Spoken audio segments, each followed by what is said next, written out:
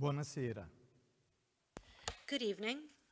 Le preoccupazioni suscitate The dalla concerns recrudescenza del raised by the upsurge Covid-19 of COVID-19 ci impediscono questa don't sera di make it tenere in possible modo for us consueto this l'atteso evening incontro to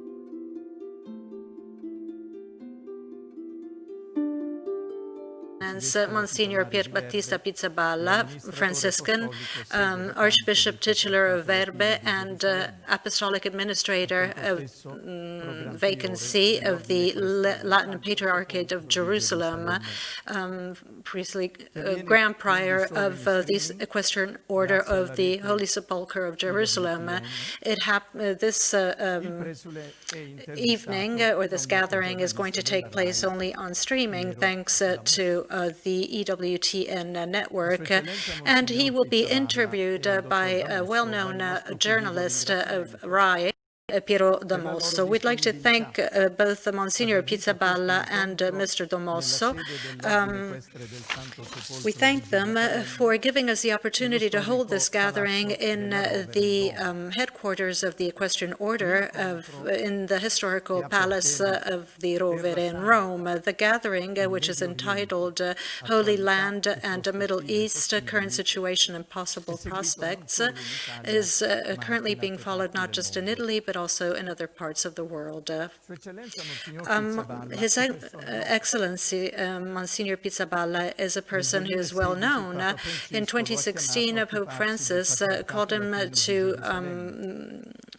become in charge of the Latin Patriarchate of Jerusalem, but his experience with the Holy Land goes back many, many years. In 1993, he obtained his license in theology at the Studium Biblicum Francescano in Jerusalem.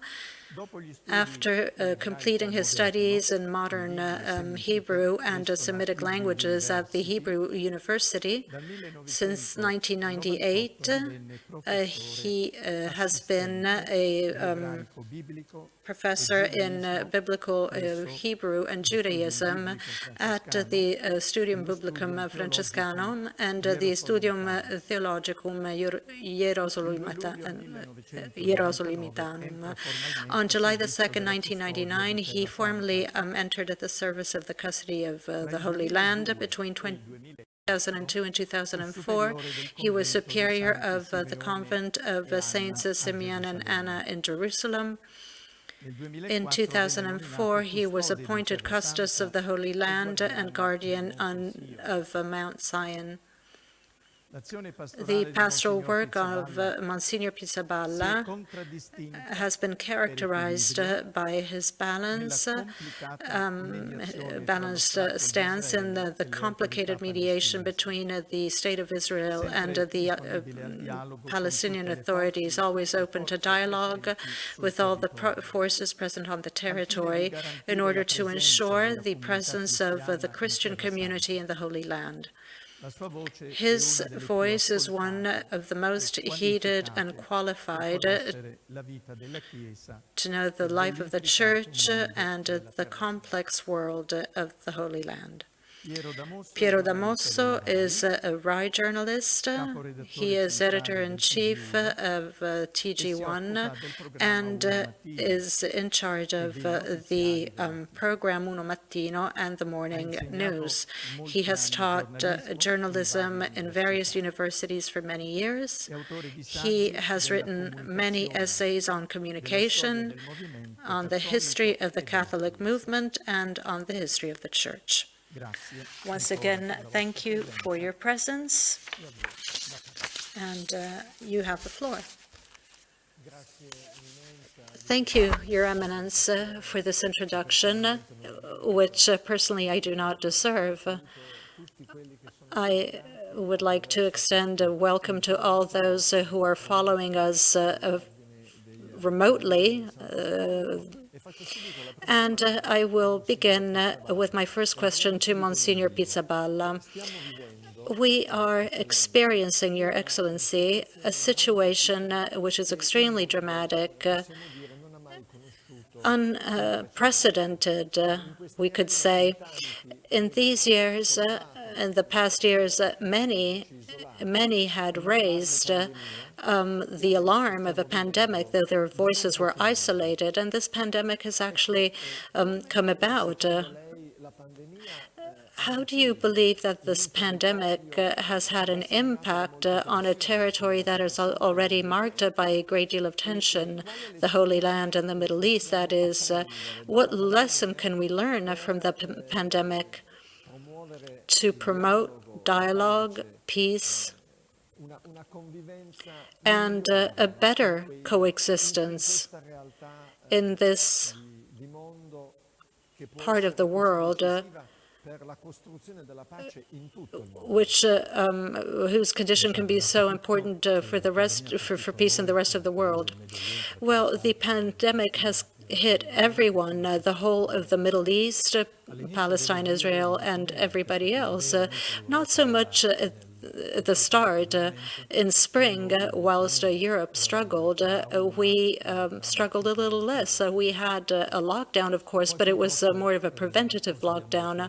Now, unfortunately, perhaps we opened far too soon. There was a very worrisome wave. Now, in addition to the health emergency, also we were struck by the economic and social emergencies like in the rest of the world. The borders were closed, the countries were shut down for months. Jordan, for example, kept its borders closed up until virtually today. Now, especially as far as Palestine is concerned, for it's especially fragile, its economy was dealt a very harsh blow. Pilgrimages ceased to take place, and this created a great deal of problems for many families. The second lockdown, which ended just a few days ago, made the situation even more problematic. We're talking about the lockdown in Israel? Yes, but the lockdown in Israel has an impact also Palestinians, the Palestinians who go to work in Israel. There are many thousands of them, especially in the area of Bethlehem, but also elsewhere. And in Jordan also, the lockdown lasted many, many weeks, and it impoverished families tremendously, families that were already struggling financially.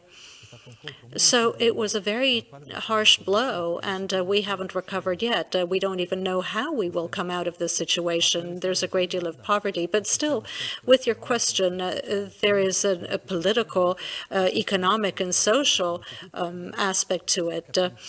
First of all, we've understood that the virus makes no distinction. It affects everyone in Europe. In Europe, there was a discussion as to whether or not churches were to stay open or not. And in our part of the world, of course, the synagogues and the mosques closed, and therefore also churches had to close. At the interreligious level, we had to be very fair. So we've come to realize, apologize for interrupting, but could you tell us a little bit about this now? Do you think that in the face of the need to protect the health of people, the Italian Church, for example, made this choice to collaborate with the state and to keep the churches open also for personal prayer, but to not allow people to go to Mass? And so Masses were celebrated on the internet. Do you think that was a fair decision or not? Well, I can tell you what we did. It was a very difficult struggle, not just with us, but also with the Jewish and Islamic religious entities. Of course, you need to collaborate. You can't fail to do that. You can't create barriers because there is an objective difficulty. On the other hand, it had to be clear, it was clear to us that the religious element prayer could not be considered secondary. For us, faith, prayer, worship has a public dimension that perhaps no longer exists in Europe. So our churches were always open. At times there were about 10 people attending a service, but they were there. We also provided alternatives, masses on live streaming or what have you, but they were always open. They were open to limited worship, but we did keep them open in order to preserve the idea that worship, prayer are an important part of our life, the social life. And of course, we did take into account all the healthcare measures that needed to be implemented and so on. Of course, our dynamics are very different than those in Italy. I can't say whether it was right or not to do what was done here in Italy. Dialogue with the civil authorities need to be maintained, always having a clear distinction of roles. Of course, the Italian bishops collaborated during the lockdown phase when it came to reducing the risk of contagion.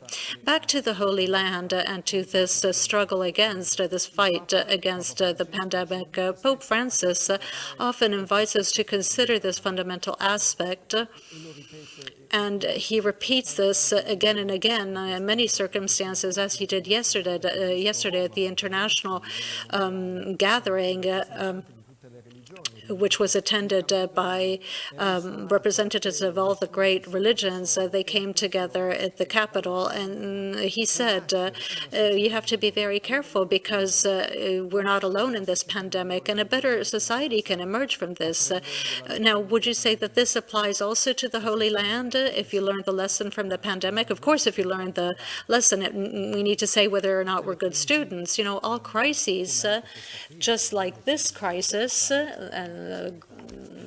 like all crises, political, health, economic crisis, or what have you, this crisis, of course, challenges the current system. It raises many questions in every area of social life, and they can become, and I know that this sounds like a slogan, but it can also become an opportunity if you learn the lesson well. In other words, as the Pope says, nobody can be saved alone by his or herself. These situations can be solved if we learn to collaborate, if we accept the idea that we're brothers and sisters, if we accept the idea that we have to live together, and we are not condemned to living together, rather we are called to live together, and therefore we need to build each in his or her own area, in his or her own role, these textures of social life whilst respecting the environment, civil life, social life, and religious life. The atmosphere yesterday during this international gathering in Rome dedicated to bringing together the representatives of many, many religions,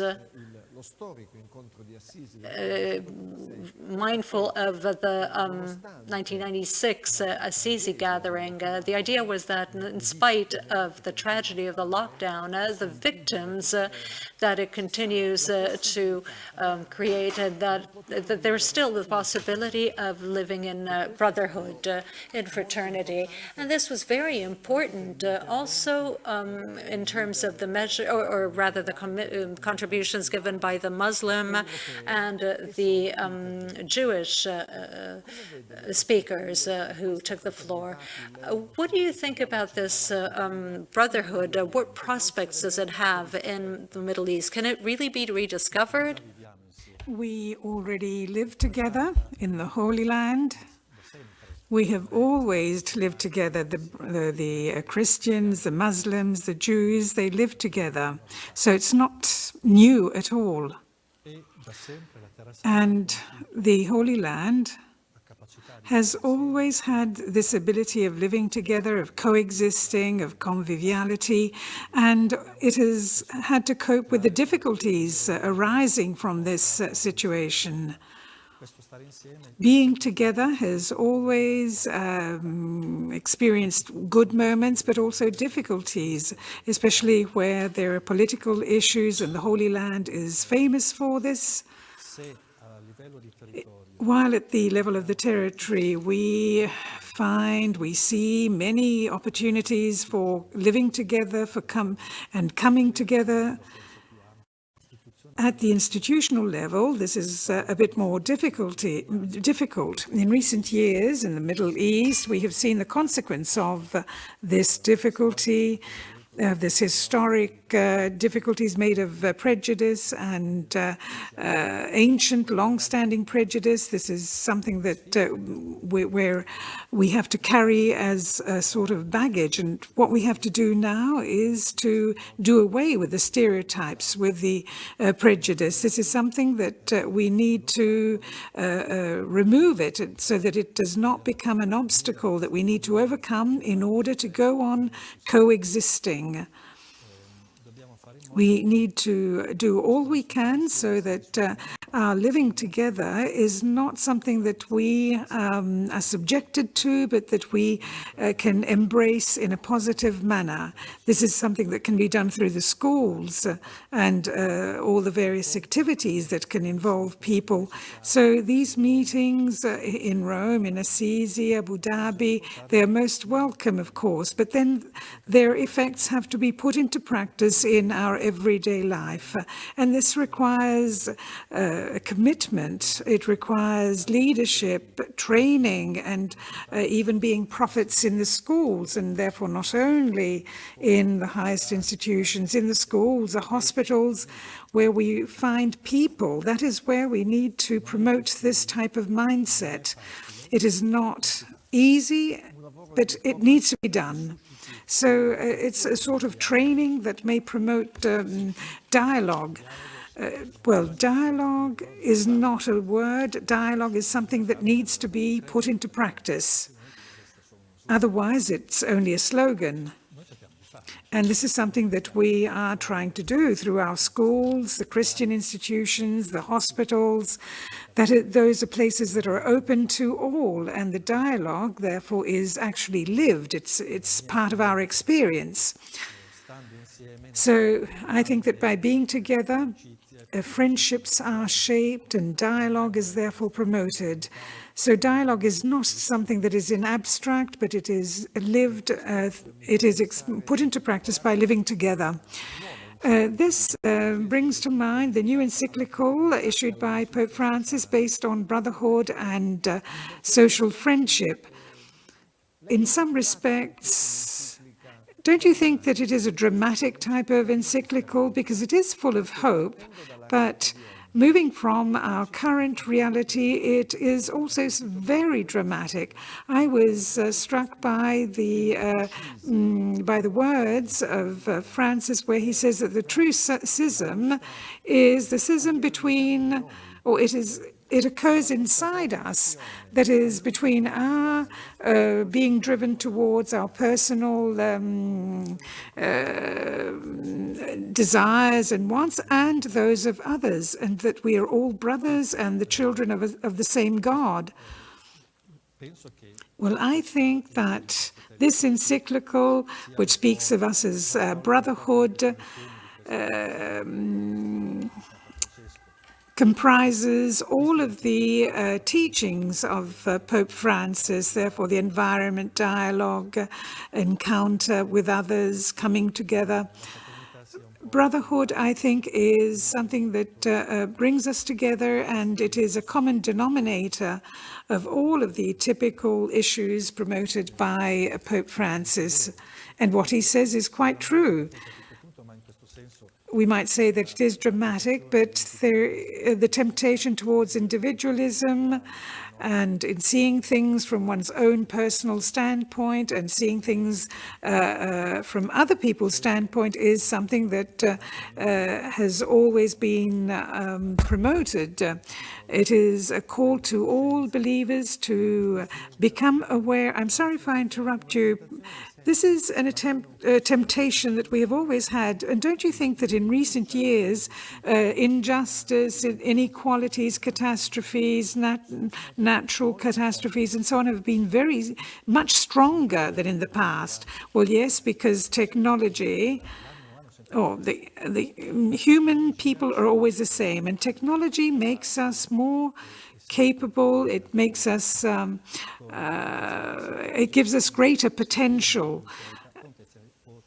Therefore, the potential is it increases all the time. But these things have always been harbored in our hearts. So the invitation to stop and think and become aware of the fact that other people are not enemies, but they are our brothers. They are the beings through which I can know myself, through which I can grow. Well, this is a very topical invitation. As you say, if we promote this hope of brotherhood, and there are many communities that actually live together. Well, they experience this in their everyday life. What I would like to ask you is, in the situation of the Holy Land and the Middle East, well, recently there was an agreement between Israel and the Emirates. We see the suffering in Lebanon, the devastating explosion whose effects are still being felt. Well, the Syrian war is still underway, it's still raging. How can we emerge from all of these catastrophes? Well, I would, if I knew how to do this, I would be awarded the Nobel Prize. But it's not at all simple. These are very important issues that are different from each other. The agreement with the Emirates, promoted by Trump, with his well, this has isolated the Palestinians even more. The Palestinian issue is no longer on the international agenda. The Palestinians have been in isolation for a long time. And even with respect to the Arab world, they are even more isolated. And this is all this has saddened the Palestinians, who are more and more isolated from the rest of the world. So this is, let's say, the end of a certain era or cycle. We need to think about how to go ahead. The matters of the Middle East are changing with the problems of the various wars. Well, unless there is a clear solution, a dignified solution of the Palestinian situation, there will not be any stability in the Middle East. The Palestinian issue, which is no longer on the agenda of the world, it still exists. There are more than 1 million people who are waiting to know about their future as a people.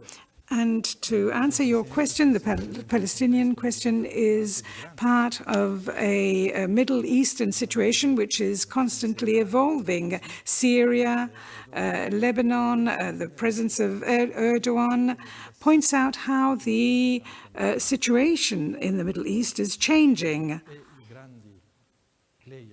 The leading players are Turkey, the Emirates with Saudi Arabia, and Iran. Lebanon and Syria are the battlefield, and also Iraq is a battlefield for the great players, together with, and then there's also Iran, Russia, the United States, and even China in the background. Well, in your opinion, what could the role of Europe be? Well, so far, Europe is so immersed in its own problems that it has totally forgotten the international agenda. It has been on the sidelines for a long time now, and even the more recent interventions, in the recent events, it hasn't taken a stance. Now, in order to start rebuilding peace and coexistence and lasting peace, you maintain that the two-people, two-state solution is the starting point that cannot be overlooked. Well, the two-state, two-people solution is the only possible solution. You can't say to the Palestinians that they don't have a right to their own land and to their own nation. This is something that you can't say this. They have a right to it. Now, technically, how is this possible given the current political situation? It is very difficult to say two-people, two-state solution is no longer feasible. This is something that you can't say, but at the same time, you wonder how can you bring it about? And right now, it is very difficult to bring this about because there isn't any dialogue between Israel and Palestine. There's no confidence. There is no dialogue. The international bodies are not present apart from slogans and statements that are made here and there. Nothing is being done apart from some support to the Palestinians. So the situation is suspended. It's a wait-and-see situation. We don't know how it will evolve. However, the two-state, two-people solution ideally is the only possible solution, which, however, is not technically feasible right now. So then what can be done for finding a solution? You have been working in the Holy Land now for 30 years as and as administrator of the Patriarchate now. So what possible model could be developed, could be adopted, even an interim situation? Well, we need to look to the future. Speaking about peace between the two sides is utopia. It's not that I don't want peace. Of course I want peace, but we need to build up confidence between the two parties, something that no longer exists. There is no confidence, no trust. There is a wall that divides them, and this shows that there is no prospect for the future. There is no trust. In this territory, we need to reconstruct or reintroduce actions that may build up confidence and trust, something that cannot be done overnight. It takes vision, it takes leadership, something that we don't have right now. So we need to start from scratch, bear in mind or learn from the past, learn from the failures of the past, Oslo, the various agreements that were not kept up. So we need leaders on both sides that have a vision, something that is going to take time. And the only thing that we can do is work at the local level, work in the schools, the hospitals, in cultural centers, even though these may seem little things, niches, but that is where we need to do more. This is what is on the ground that needs to be promoted. We need to create a fabric, a network, and we can't expect changes overnight. So on the 3rd of November, a new president will be elected in the United States. Now, if the Democratic candidate Joe Biden were to be elected, who is a Catholic, do you think that we could reinstate the confidence that you mentioned a minute ago? Reinstating confidence is something that requires work to be done at the local level. Now, the elections in the United States have always had a major impact on the Holy Land, and in particular on Israel and the Israeli government and the Palestinian government. I believe Well, the Trump administration has focused a lot on the Israeli government, and there is a strong coalition, and therefore there would be very clear and immediate impact on the Israeli government. Now, I think that it would be very difficult, necessary, but difficult to reconstruct confidence of the Palestinians in the U.S. administration, because in recent years, the confidence of the Palestinian Authority towards Trump was totally destroyed. Not only the Palestinian administration, but also the Palestinian people. So rebuilding this confidence will take time and very strong actions. There's obviously a difference between the statements made before the elections and what is actually done afterwards.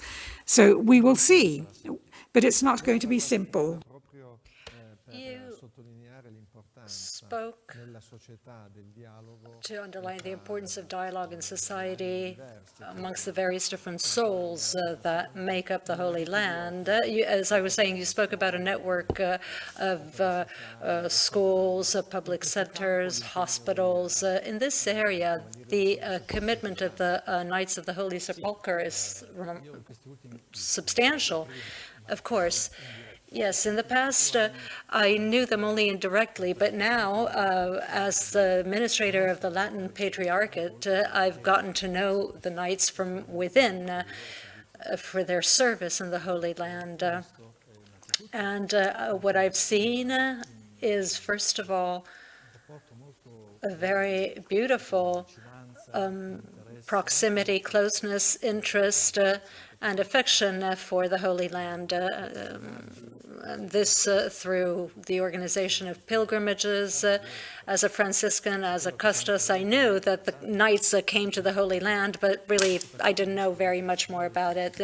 But these past few years, I've observed a substantial number of pilgrimages that are well organized with a huge attendance. They go and visit the parishes and the historical sites or what have you. And also they provide concrete support to the various activities of the Holy Land, because you need to be practical. I mean, if there are schools and hospitals and parishes, those of course generate costs. You need to incur costs in order to support them.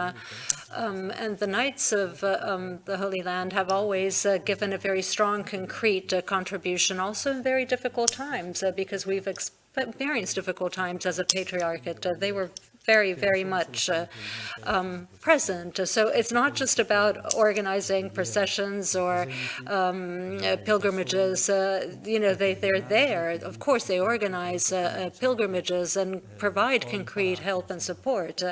I've learned really to appreciate the service of this order very much. Order of Knights, which is also very religious. Also during the pandemic, during the pandemic, the Patriarchate made an appeal. I admit, I don't know whether I can say this or not, but I will, that I never really believed in these great appeals. So many are made of them, nobody really listens to them. But the ones that we made, we appealed to the Knights for the COVID emergency, the thousands of families that were left jobless without prospects and nothing. Well, the response was unexpected and it went well beyond our expectations, and it allowed us to take to breathe, because it was possible to somehow help out many families thanks to the generous response of the Knights. Now, if we look to the possibility of reorganizing pilgrimages, which seems almost impossible right now, but what do you suggest as a commitment as soon as it will be possible to hold or to organize these pilgrimages, as soon as it is possible to begin really to begin sharing sharing again the Holy Land with pilgrims, European pilgrims. I don't know when that's going to be possible, hopefully soon. I believe, but I am sure, knowing the order of the nights, that the first thing to do is to start again. We spoke about confidence and trust a few minutes ago. So we need to allow the people to be confident again, the Christian community especially. When the Christians begin to see that the pilgrimages have resumed and that people are coming back to the Holy Land, they will regain that trust which is necessary to set in motion all the other activities. So that's the very first thing to do, in addition to prayer, which is always essential. I'd like to ask you to make a comment on the strong words pronounced by Pope Francis, going back to fraternity, which is something that we're rediscovering through this pandemic. Yesterday in Rome, at the capital, before all religious leaders, Pope Francis referred very powerfully to the responsibilities that we have also before God. And he went on to add, using an expression that was quite striking, that unless we're capable of doing this, we will have to reckon with God. Of course, there's such a thing as mercy, of course, and God has well, through creation, God has given us the world, but the world doesn't belong to us. We have to, we're its stewards. And I'm not just referring to creation as such, but relationships, the relations amongst people. And so caring for relations, for this means caring for what belongs to God. And the time will come, as the parable goes, that those who gather the grapes will have to respond to or be responsible towards the owner of the vineyard, right? So we'll have to work very hard to become really aware of this, because oftentimes one of the great risks that we face today in this secularized world is that we feel that everything belongs to us and that we can do what we wish with it. And that's not true. We are responsible for it, and we have to respect the idea of the mastermind or the great designer, as it were, of creation. And of course, we will have to be held liable through our technology, through science, through scientific progress. We have to allow what God has created to grow. Okay, so we're approaching the conclusion of this conversation, so I'd like to finish off with two questions. You are a son of St. Francis. 800 years ago, St. Francis met with the Sultan of Egypt, and on this historical anniversary, this episode was underscored, and the words pronounced by the Pope, or written by the Pope in this last encyclical, are very important. After this journey, Francis turned to the friars who were to go to the Holy Land, and he recommended that they not seek out arguments and disputes. So what do we learn from this warning? Well, it's part of the first rule. He said when you go amongst the Saracens and the Holy Land, there are two ways to do this. First, you have to be subjected to all human creatures, and then proclaim that Christ is the Lord. 800 years ago,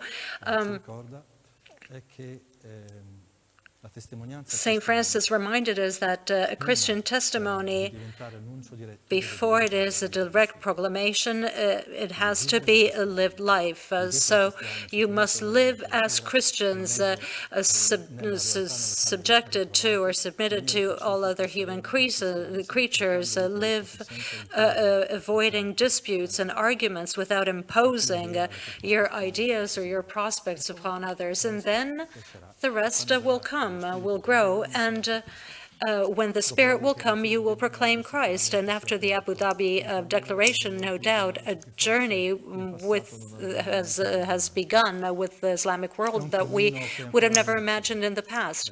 Well, we're just at the very beginning of this journey. I've repeated this more than once. When the Abu Dhabi meeting took place, in order to organize such an event, we had to look back 800 years to St. Francis. So again, we're at the start of a process that is going to be very complex, because these events are very important, of course, but then they have to become actual life for thousands of people, and that's going to take a long time. But it is the long step on a long journey. I'd like to finish up with an episode in particular that was shared yesterday by Cursia, the chief rabbi of France, which I believe is very significant at the end of this interview. Cursia takes from the Midrash the following episode. Two brothers had a field and they shared the harvest. One had many children, the other one was single. At night, during the night, each of the brother would add wheat to the pile of the brother. And at the end, in the morning, the heaps were always the same. But one night, the brothers ran into each other and understood what each of them wanted for each other. And they embraced, they cried, the tears fell to the ground. And God said, where these tears have fallen, I want my temple to be built. How can you comment that? It's a beautiful episode which tells us that in all religious experiences, and this of course is a Jewish religious experience. There are many such experiences in our religion as well. But anyway, there's something common that we have to all invest in, which is the encounter with the other, sharing. Thank you. Thank you, Msgr Pizzaballa. I would like to thank the Knights of the Holy Sepulchre for organizing this encounter, for giving me the opportunity to conduct this interview with Msgr Pizzaballa. Good afternoon, and thank you once again.